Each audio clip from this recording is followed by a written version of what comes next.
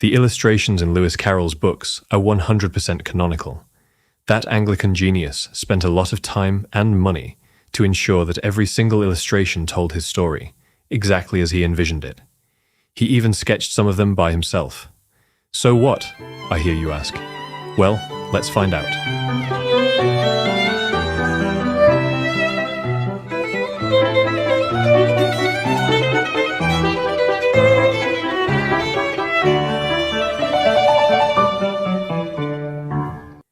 It is a pleasure to be a strong man again. This is the epic truth of the law. If you visit St. Michael and All Angels Church in Lyndhurst, Hampshire, you'll find the grave of a certain Alice Hargreaves, or Mrs. Reginald Hargreaves, born Alice Pleasance Liddell, and it is written that she was the Alice in Lewis Carroll's Alice in Wonderland. That's lovely, except it's false. Lewis Carroll himself explicitly denied it. While Alice Pleasance Liddell had the same name and was born on the same day of the year as Alice from the books, and the books were dedicated to her, Lewis Carroll insisted that the character is not based on her. In fact, he wrote it in an 1887 essay and also in a letter. When the time came for Sir John Tenniel to illustrate the book, Lewis Carroll made sure that the fictional Alice carried no resemblance to the real-world Alice. The hair color, the face, everything is different. This was his way of saying, look folks, this character is not Alice Pleasance Liddell. Now, on to the next point.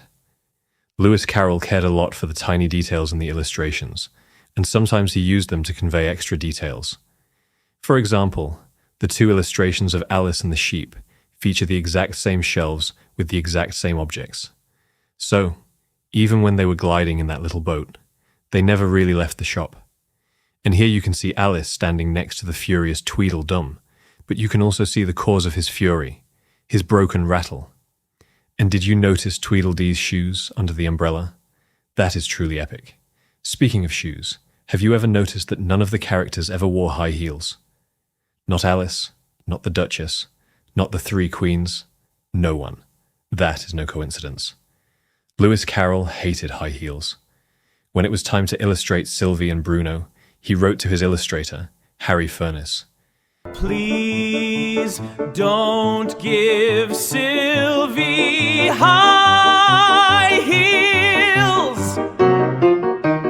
They are an abomination to me." And it wasn't just high heels. Lewis Carroll banned crinolines and puffed high-shouldered sleeves. To him, contorting a god-made frame with heavy Victorian scaffolding was a moral failure, and his illustrators had to work accordingly. Next, perhaps the most astonishing part of Lewis Carroll's insistence on keeping the illustrations canonical is that he would change, and even destroy, his own writing if the artwork couldn't live up to it.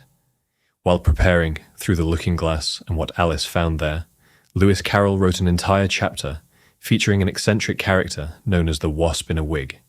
He sent the text off to Sir John Tenniel, expecting the usual round of sketches, but Tenniel, despite his great skill, could not do it. He wrote back to Lewis Carroll, stating that a wasp in a wig is altogether beyond the appliances of art. Now, most authors would tell the illustrator to try harder, or they would hire someone else, or they would just leave the chapter unillustrated. But Lewis Carroll cut the entire chapter from the book. He threw away his own work before he would compromise on an illustration. This brings us to the epic truth of the illustration of the Jabberwock. Lewis Carroll originally planned for the horrifying monster to be the frontispiece, the very first image readers would see when opening the book. But as printing approached, Carroll worried that the terrifying creature might frighten younger children before they even started reading.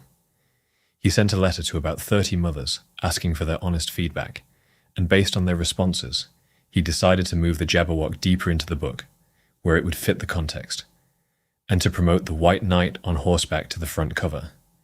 He could have asked Tenniel to make the Jabberwock less scary, but he didn't.